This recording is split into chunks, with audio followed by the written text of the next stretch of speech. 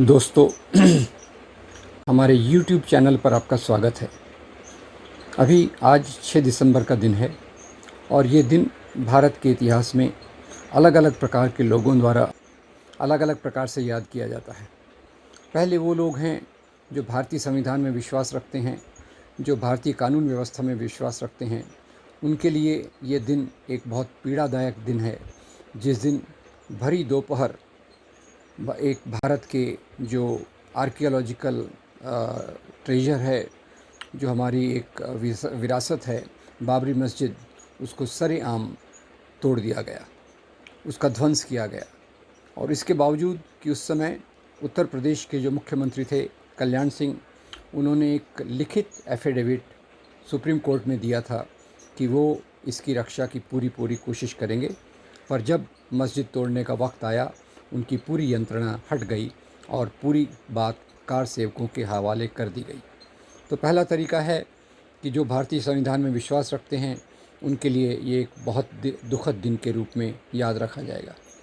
दूसरा, 6 दिसंबर को भारत के संविधान की ड्राफ्टिंग कमेटी के अध्यक्ष बाबा साहब अम्बेडकर का परिनिर्वाण का दिवस है। और भारत के सब लोग, न केवल दलित बल्कि वो सब लोग जो संविधान के मूल्यों में विश्वास रखते हैं, स्वतंत्रता, समता, बंधुता के मूल्यों में विश्वास रखते हैं, वो इसे इस दिन के रूप में याद रखेंगे कि बाबा साहब के सिद्धांत जिंदा रहें, मजबूत हों, भारतीय संविधान आगे बढ़े। तीसरा, वो लोग हैं जो हिंदू राष्ट्रवाद में विश्वास रखते हैं और वो इस बात को मानकर चलते हैं और वो इस दिन को मनाते हैं हिंदू शौर्य दिवस के रूप में। उनके अनुसार बाबरी मस्जिद ये भारत पर विदेशी आक्रमण यानी मुसलमानों के राज का एक प्रतीक था। उस प्रतीक को नेस्त नाबूद कर दिया गया और ये हिंदुओं के लिए एक शौर्य का दिवस है। और चौथा और अंतिम प्रकार उन लोगों का है जिन लोगों ने 6 दिसंबर 1992 के बाद होने वाले दंगे, होने वाले ध्रुवीकरण को सबसे ज़्यादा सहा, यानी कि भारत की मुस्लिम अल्पसंख्यक जनसंख्या। भारत की मुस्लिम अल्पसंख्यक जनसंख्या के लिए ये उस दिन के लिए याद रखा जाएगा कि जिस दिन उन्हें उनके खिलाफ़ बहुत बड़ी हिंसा हुई, उनके एक प्रतीक को, बाबरी मस्जिद को ढहा दिया गया, जिसके साथ उनकी अस्मिता को जोड़ा गया था। और साथ ही साथ पूरे देश में वो प्रक्रिया चालू हुई जिसके कारण उनका घेट्वाइजेशन, सीमितीकरण, उनके खिलाफ हिंसा में तेज़ी, उनका हाशियाकरण, मार्जिनलाइजेशन, ये सब प्रक्रियाएं तेज हो गई। अब इसमें हम दो बातों को लेंगे। एक तो 6 दिसंबर 1992 को बाबरी मस्जिद को सुनियोजित तरीके से ढहाया गया, गिराया गया। और जैसे लिबरहैन कमीशन बताता है, पूरी योजना के साथ संघ परिवार ने अपने कार सेवकों को जमा किया। करीब 3 लाख कार सेवक जमा हुए, 3 लाख कार सेवक जमा हुए और 20,000 कार सेविकाएँ थी जो वहाँ खाने पीने की व्यवस्था के लिए थी। तो ये 3 लाख कार सेवकों में भी वो लोग चुने हुए थे जिनकी योजनाबद्ध तरीके से जिन्हें ऊपर चढ़कर गुंबद को तोड़ना था। और 5.5 घंटे के अंदर इन 3 गुंबदों को गिरा दिया गया। जब ये डिमोलिशन चल रहा था, उस समय स्टेज पर मुरली मनोहर जोशी, लाल कृष्ण आडवाणी, उमा भारती, विनय कटियार जैसे लोग थे। और उसमें उमा भारती जैसे लोग नारे लगा रहे थे, ये तो केवल झांकी है, काशी मथुरा बाकी है। इसकी पृष्ठभूमि में कहा जाए तो लिबरहैन कमीशन ने पूरी स्पष्टता से डिटेल इन्वेस्टिगेशन के अनुसार बताया कि ये एक योजनाबद्ध तरीके से किया हुआ काम था। और जहाँ तक सुप्रीम कोर्ट का सवाल है, सुप्रीम कोर्ट ने इसके बारे में दो महत्वपूर्ण जजमेंट दिए हैं।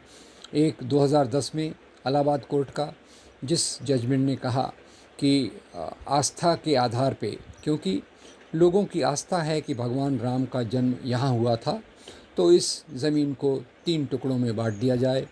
एक सुन्नी वक्फ बोर्ड को, एक रामलला विराजमान को और तीसरी एक हिंदू संस्था को दिया जाए। ये पहली बार था कि कोर्ट ने इस जजमेंट में इनके रिकॉर्ड्स के अलावा रिकॉर्ड्स को साइड में रखकर लोगों की भावनाओं के आधार पे अपना फ़ैसला दिया। फिर बाद में अभी 2020 में जो जजमेंट आए, उसमें 2 जजमेंट महत्वपूर्ण हैं। एक जजमेंट ने इस बात को माना कि दिसंबर 1949 को जो मूर्तियों को रात के अंधेरे में मस्जिद में रखा गया था वो एक अपराध था।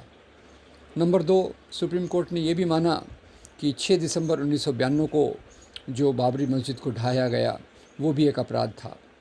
तीसरा, इसके अलावा सुप्रीम कोर्ट ने ये भी फैसले में ये भी कहा कि वहाँ कोई मंदिर का प्रमाण निश्चित रूप से नहीं कहा जा सकता और भगवान राम का जन्म वहीं हुआ होगा ये भी निश्चित रूप से नहीं कहा जा सकता। यानी जो भी संघ परिवार का प्रोपेगेंडा था कि वहाँ एक मंदिर था, भगवान राम का मंदिर था जिसको बाबर ने तोड़ा, इसलिए हमें वहीं भगवान राम के मंदिर को प्रस्थापित करना है, वो सब चीज़ें पूरी तौर से कोर्ट ने खारिज कर दी।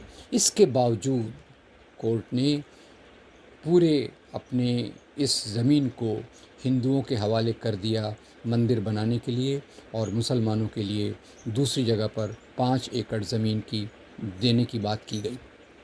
अब सवाल ये उठता है कि ये पूरी तौर पे जब ये घटना हुई उस समय निश्चित रूप से कांग्रेस की सरकार थी और उस समय के जो प्रधानमंत्री थे पीवी नरसिम्हा राव, बाबरी डिमोलिशन के दौरान उस दौरान वो अपने पूजा रूम में बंद रहे।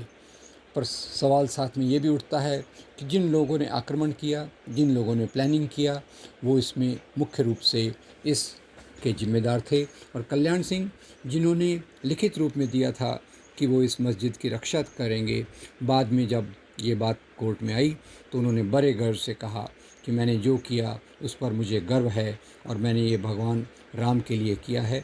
उसके लिए उन्हें 1 दिन की सज़ा भी हुई। अब सवाल ये उठता है कि राम मंदिर का निर्माण, उसकी पृष्ठभूमि जो आज बन चुकी और अभी भारत के प्रधानमंत्री ने उसकी आधारशिला रखी है। अब 2-3 सवाल इसमें सामने खड़े होते हैं कि कैसे नियमित रूप से धीरे धीरे करके हिंदू राष्ट्रवाद की राजनीति जिसने राम मंदिर के मुद्दे को उठाया, उसी के साथ साथ रथ यात्राएँ तेज हुई और 1990 में ख़ास तौर से मंडल कमीशन के लागू होने के बाद ये रथ यात्राएँ और मजबूत हो गई और उससे प्रेरित होकर 6 दिसंबर 1992 को कार सेवा यानी मस्जिद को ढहाने का कार्यक्रम तय किया गया और मस्जिद को ढहाया गया, मस्जिद को तोड़ा गया और उसी के साथ पूरे देश में हिंसा का एक बहुत बड़ा वातावरण खड़ा हो गया।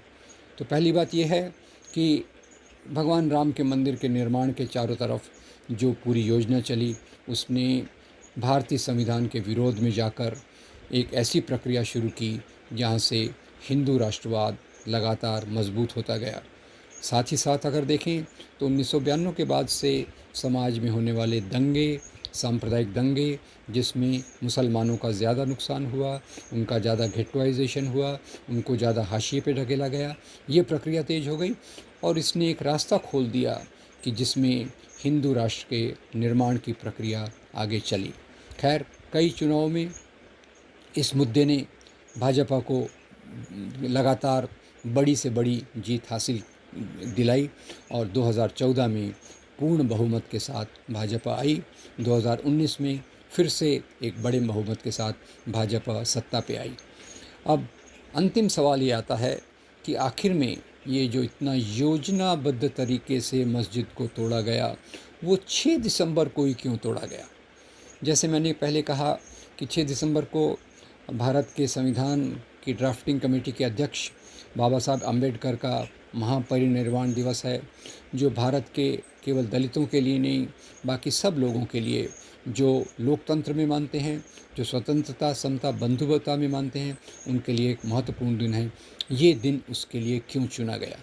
तो जहाँ तक मेरी समझ है, हिंदू राष्ट्रवाद की राजनीति ये एक तरफ से प्रत्यक्ष रूप से मुसलमानों को और अभी अभी क्रिश्चियंस को भी अपने निशाने पर रखती है। ये इसका खुला एजेंडा है। ये इन लोगों को विदेशी धर्म का मानने वाली बोलती है और उसके आधार पे उनको एक अलग ट्रीटमेंट, एक अलग नज़रिए से देखा जाता है। साथ ही साथ जो बड़ी बात है वो ये कि यहाँ जो दलित सदियों से पीड़ित थे, पददलित थे, हाशिए पे थे, उनकी जो समानता के तरफ आने की प्रक्रिया आज़ादी के आंदोलन से बाद तेज हो गई, क्योंकि दलितों का बराबरी का आंदोलन ये तो आज़ादी के आंदोलन के साथ चला। ज्योतिराव फुले, भीमराव बाबा साहब अम्बेडकर, ये इनके प्रयत्नों से, उनके आंदोलनों से दलितों का आंदोलन मजबूत होता गया। और ये धर्म के नाम पे राष्ट्रवाद, जो संकीर्ण राष्ट्रवाद है, ये नहीं चाहता कि यहाँ स्वतंत्रता, समता, बंधुता के मूल्य चलें। बंधुता के मूल्यों में दलितों की बराबरी बहुत महत्वपूर्ण है। तो एक छुपे तौर से 6 दिसंबर को ही बाबरी मस्जिद को तोड़ना सुनियोजित तरीके से, उसके पीछे एक संदेश वो था कि बाबा साहब के जो ये दिन मनाया जाता है उससे ध्यान हटाकर इस तरफ ले जाना, और जो उनका एजेंडा एक है कि दलितों को पिछड़ा रहने देना, उनको पीड़ित रहने देना, उन पर अपना वर्चस्व बनाए रखना, उसके चलते 6 दिसंबर को लोग बाबा साहब के दिन से हटकर बाबरी मस्जिद के आधार पे हिंदू गौरव, हिंदू शौर्य दिवस के रूप में इसे मनाएं। ये इस एजेंडा का मुख्य रूप है। तो आज जब हम दुख से 6 दिसंबर की इन घटनाओं को याद करते हैं तो हमारे सामने ये बात बहुत स्पष्ट है कि भारत के आज़ादी के आंदोलन में जो हिंदू, मुसलमान, सिख, ईसाई सब मिलके आज़ादी के आंदोलन में जिन्होंने हिस्सा लिया, जिनके प्रयत्नों से आधुनिक भारत बना, जिनके मूल्यों के कारण भारतीय संविधान बना, उस संविधान के लिए हमें फिर से संघर्ष करके उस संविधान के मूल्यों को वापस लाना है।